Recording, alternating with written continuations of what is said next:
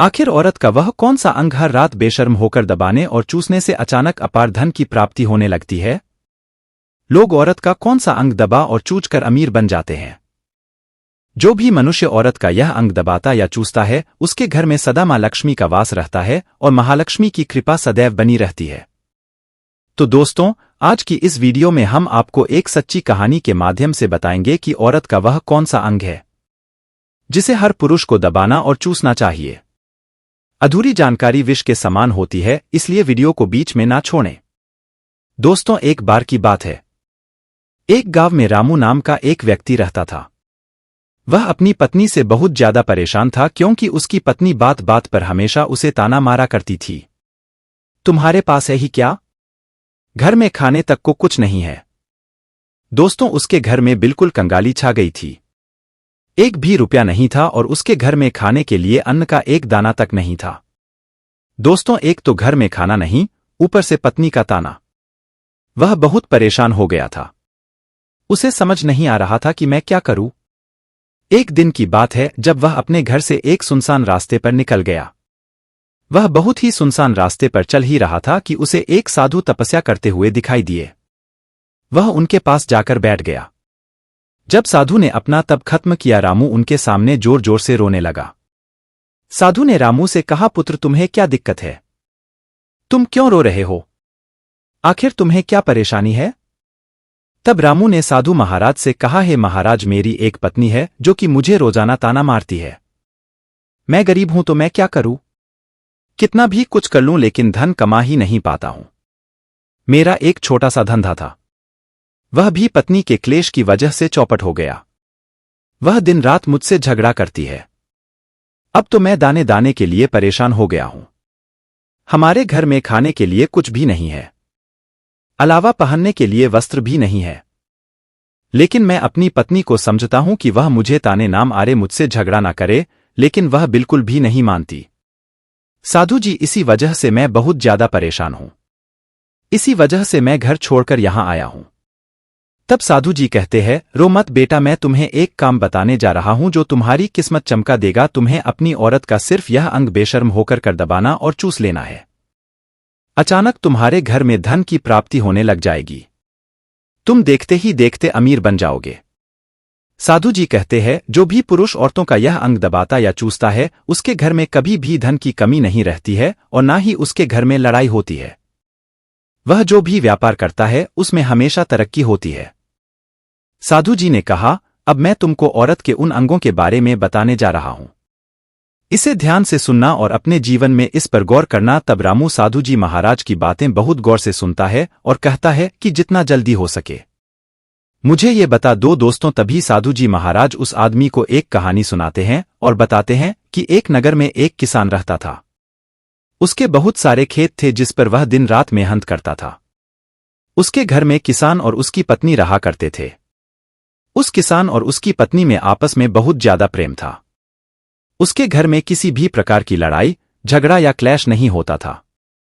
इसी वजह से उसके घर में सदैव महालक्ष्मी का वास रहता था और उसके खेतों में इतनी ज्यादा पैदावार होती थी कि वह दिन प्रतिदिन और अमीर होता जा रहा था।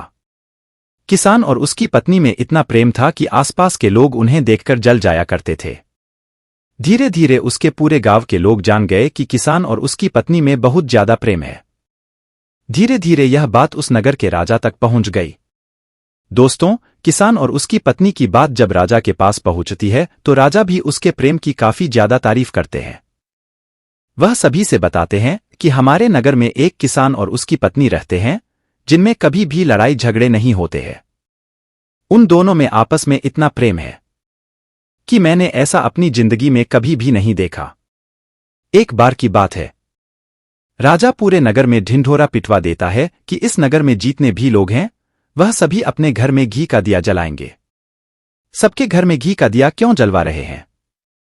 राजा अपनी पत्नी की बात सुनकर कहते हैं, दीपक प्रेम की निशानी होता है। जिसके घर में घी का दीपक जलता है उसके घर में सदैव प्रेम बना रहता है और मैं चाहता हूं कि जो प्रेम किसान और उसकी पत्नी के घर में है वह हमारे पूरे नगर में रह रहे पति पत्नी के बीच हो। इसीलिए मैं हर घर में दीपक जलाना चाहता हूं। दोस्तों, राजा के सैनिक जाते हैं और हर जगह नगर में डुग्गी पिट देते हैं और कहते हैं सभी के घर रात भर घी का दीपक जलाना चाहिए। दोस्तों, राजा की बात मानकर सभी नगरवासी अपने घर में दीपक जला देते हैं, लेकिन जैसे ही आधी रात होती है सभी के घर के दीपक बुझ जाते हैं, लेकिन किसान के घर का दीपक वैसे ही जलता रहता है। दोस्तों, दीपक हमेशा किसान की पत्नी जलाती थी, लेकिन उसकी बात नहीं मानती थी। वह हमेशा अपनी मनमानी करती थी। उसका जो भी मन करता था वही काम करती थी। लेकिन किसान को इस बात से कोई भी दिक्कत नहीं होती थी, क्योंकि किसान बहुत समझदार था। किसान सोचता था यदि मैं अपनी पत्नी को रोक टोक करूंगा तो घर में बेवजह ही लड़ाई झगड़ा होंगे। कई चीजें किसान इस वजह से अनदेखा करता था कि उसके घर में प्रेम बना रहे। राजा अपने महल को छोड़कर पूरे नगर का नजारा देख रहे थे। उन्होंने देखा कि सारे नगर में किसी के घर में दीपक नहीं जल रहा है, लेकिन किसान के घर में दीपक जल रहा है।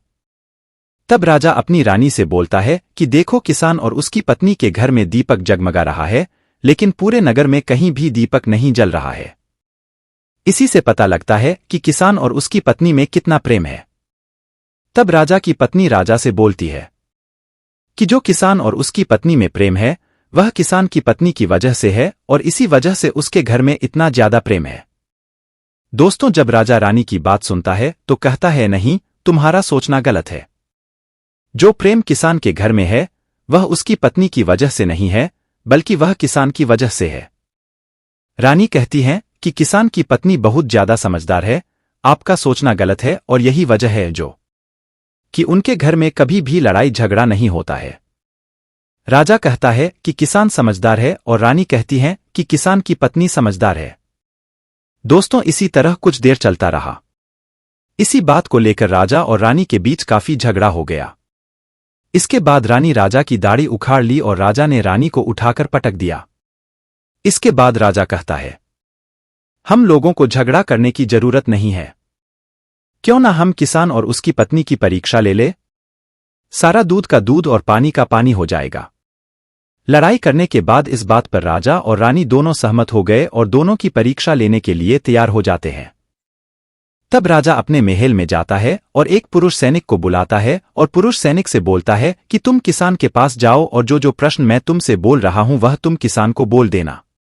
वहां पुरुष सैनिक बोलता है, ठीक है महाराज। वह सैनिक राजा की बात सुनकर किसान के पास जाता है। उस समय किसान की पत्नी खेतों में गई थी, लेकिन किसान की कुछ तबीयत ठीक नहीं थी। इस वजह से वह खेतों पर नहीं गया था। इस समय वह सैनिक किसान के घर पहुंच जाता है और किसान से कहता है, मैं राजदरबार से आया हूं, राजा साहब ने मुझे भेजा है। दोस्तों, किसान कहता है, बताइए मैं आपकी क्या सेवा कर सकता हूं? आप बैठ जाइए, मैं आपके लिए पानी लेकर आता हूं। तभी वह सैनिक बोलता है कि नहीं, तुम कुछ भी मत लाओ, मैं राजा का सैनिक हूं, बस आपके पास राजा का समाचार लेकर आया हूं। तब किसान कहता है, ठीक है, आप मुझे बताओ राजा साहब ने मेरे लिए क्या समाचार भेजा है? सैनिक कहता है, किसान, राजा साहब ने ये बोला है कि यदि तुम अपनी पत्नी को छोड़ देते हो तो राजा जी आपको बहुत सारे हीरे जवाहरात और साथ में तुम्हारे जमीन से 2 गुना ज्यादा जमीन राजा जी आपको गिफ्ट में देंगे। इसके अलावा राजमहल का आधा हिस्सा भी आपको दिया जाएगा। लेकिन जो किसान ने जवाब दिया वह सुनने लायक है। किसान ने कहा, राजा जी अपना पूरा राजमहल मुझे क्यों ना दे दे, लेकिन मैं अपनी पत्नी को नहीं छोड़ूंगा, जाओ और अपने राजा से कह दो। किसान ने ऐसा कहा है। सैनिक जाता है और राजा को सारी बातें बताता है। इस समय रानी वहां पर सैनिक की बात सुन रही थी। सुनने के बाद रानी ने कहा, आपने किसान की तो परीक्षा ले ली, लेकिन किसान की पत्नी की परीक्षा नहीं ली है। इस तरह से हम कैसे पता कर सकते हैं कि कौन समझदार है? इसके बाद रानी ने कहा कि अब मैं भी किसान की पत्नी की परीक्षा लेना चाहती हूं। जब दोनों की परीक्षा हो जाएगी तभी पता चलेगा कि कौन समझदार है। फिर रानी ने भी एक सैनिक बुलाया और कहा कि मेरी बात किसान की पत्नी को बोलना और याद रखना। यह बात तभी बताना जब किसान वहां पर ना हो। सैनिक ने पूछा कि रानी क्या बात बतानी है, वह तो बताओ। तो रानी ने सैनिक को सारी बात बता दी। सैनिक किसान के घर जाता है और उसके घर में आवाज लगाता है तो उसके घर से किसान की पत्नी निकल कर आती है और कहती है, बताओ क्या हुआ, क्यों ढिंढोरा पिट रहे हो? तो सैनिक ने कहा कि राजमहल से आया हूं, मुझे रानी ने भेजा है। किसान की पत्नी ने कहा, बताओ किस लिए आए हो? तब सैनिक ने कहा, रानी ने बोला है यदि तुम अपने पति किसान को मार देती हो तो आपको बहुत सारे हीरे जवाहरात रानी आपको देंगी और साथ में राजमहल का आधा हिस्सा भी आपको मिलेगा। इसके अलावा जितनी भी आपकी जमीन है वह तो आपकी रहेगी, लेकिन उसकी दोगुना जमीन भी रानी आपको देगी। यह बात सुनकर किसान की पत्नी तैयार हो जाती है। कहती है, ठीक है, यदि मुझे रानी साहिबा देंगी तो मुझे मंजूर है, मैं अपने पति को मार दूंगी। तब सैनिक पूछता है कि रानी को कैसे पता चलेगा कि आपने अपने पति को मार दिया है। तभी किसान की पत्नी बोलती है, मेरे घर में जो दीपक जल रहा है, जब मैं किसान को मार दूंगी तो उसे बुझा दूंगी, तभी आपको पता चल जाएगा कि मैंने किसान को मार दिया है। अब सैनिक किसान की पत्नी की बात सुनकर राज में हिल जाता है और रानी को सारी बात बताता है। किसान की पत्नी की बात सुनकर रानी बहुत अचंभित हो जाती है। राजा और रानी को स्त्री जात से नफरत होने लगती है। उसी समय राजा अपने नगर के सभी लोगों को बुलाता है और कहता है कि मैं चाहता हूं कि मेरे और मेरी पत्नी की वजह से किसान की जान न जाए। तुम लोग ऐसा करो, उस किसान के घर जाओ और सारी बातें बता दो और उस किसान को बचा लो, वरना किसान की पत्नी उसे मार देगी। इधर सैनिक किसान के घर जाते हैं और सोचते हैं कि किसान की पत्नी किसान को रात में मारेगी और दिया बुझाएगी। इससे पहले ही हम किसान के घर में पहुंच जाते हैं और किसान को बचा लेते हैं। दोस्तों, जैसे ही राजा के सैनिक किसान के घर पहुंचते हैं तो देखते हैं कि किसान तो मरा पड़ा हुआ है। तो सैनिक किसान की पत्नी से बोलते हैं कि तुमको तो किसान को रात में मारने के लिए बोला गया था, लेकिन आपने अभी किसान को क्यों मार दिया? तब उस किसान की पत्नी बोलती है कि किसान को तो मुझे मारना ही था, रात में तो मुझे सिर्फ दिया ही बुझाना था, इसलिए किसान को तो मैंने दिन में ही मार दिया है। सभी सैनिक तुरंत ही किसान के घर से दौड़े दौड़े जाते हैं और राजा रानी को सारी बातें बताते हैं। राजा और रानी क्रोध से आग बबूला हो जाते हैं। इसके बाद राजा और रानी किसान की पत्नी को बंदी बनाकर लाने के लिए अपने सैनिक से कहते हैं। सैनिक जाते हैं, किसान की पत्नी को बंदी बनाकर ले आते हैं। राजा किसान की पत्नी से पूछता है, ऐसा तुमने क्यों किया? तुम लालची औरत हो, तुम्हें पैसों से प्यार है। तभी किसान की पत्नी ने जवाब दिया और बताया कि मुझे तो किसान को पहले ही मारना था, वह तो मैं कोई बहाना ढूंढ रही थी, क्योंकि किसान की आदत बहुत खराब थी, वह मेरे साथ बहुत खराब व्यवहार किया करता था। तो राजा ने कहा, ऐसा क्या करता था? किसान की पत्नी ने जवाब दिया कि वह मेरे नाक का ऊपरी हिस्सा अपनी उंगली से हमेशा दबाया करते थे। इसके अलावा किसान एक काम और मेरे साथ करता था, वह किसान मेरे कान का पिछला हिस्सा अक्सर अपनी जीभ से स्पर्श किया करता था। राजा ने पूछा, ये बताओ, जब आप लोग गरीब थे तब क्या किसान आपके साथ यह काम करता था? तो किसान की पत्नी बोलती है, नहीं महाराज, तब ऐसा नहीं करता था। तब राजा ने कहा, मैं समझ गया कि किसान ऐसा क्यों करता था। उसी समय साधु जी ने रामू से पूछा, तुम्हें कुछ समझ में आया? औरत का कौन सा अंग दबाने तथा चूसने से लोगों को अचानक धन की प्राप्ति होती है? तो रामू ने कहा, नहीं साधु जी, मुझे अभी समझ में नहीं आया। तभी साधु जी कहते हैं, अगर अभी समझ नहीं आया तो मैं फिर से आपको बताता हूं। किसान अपनी पत्नी के साथ जो पहला काम करता था वह है, उसके नाक के ऊपरी हिस्से को अपनी उंगली से दबाता था। तो जीस भी मनुष्य के घर में पैसों की किल्लत है, उसे अपनी उंगली से औरत के नाक के ऊपरी हिस्से को जरूर दबाना चाहिए। दोस्तों, औरत के नाक के ऊपरी हिस्से को बहुत शुभ माना जाता है। इसी वजह से जो यह काम करता है वह हमेशा धनवान पुरुष बन जाता है। दूसरा काम है, जो भी पुरुष औरत के कान का पिछला हिस्सा अपने जीभ से स्पर्श करता है उसके किस्मत के द्वार खुल जाते हैं, उसे अचानक धन की प्राप्ति होती है। ऐसा इसीलिए होता है क्योंकि औरत के कान के पिछले हिस्से में माता लक्ष्मी का वास होता है। जब आप ऐसा करते हैं तो माता लक्ष्मी आपसे प्रसन्न हो जाती है और आपको अपार धन देती है। और आपने एक बात तो जरूर सुनी होगी, औरतें माता लक्ष्मी का रूप मानी जाती है। यही वजह है इस संसार में जो भी मनुष्य पवित्र काम करता है उसका घर धन से भर जाता है, जो कि इस कहानी में किसान भी अपनी पत्नी के साथ करता था। लेकिन आप जब भी ऐसा काम करें तब आपको अपनी पत्नी को पूरी बात बता देनी चाहिए, अन्यथा आपके जीवन में ऐसा अनर्थ भी हो सकता है। दोस्तों, आज का ज्ञानवर्धक वीडियो कैसा लगा?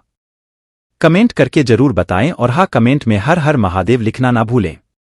धन्यवाद।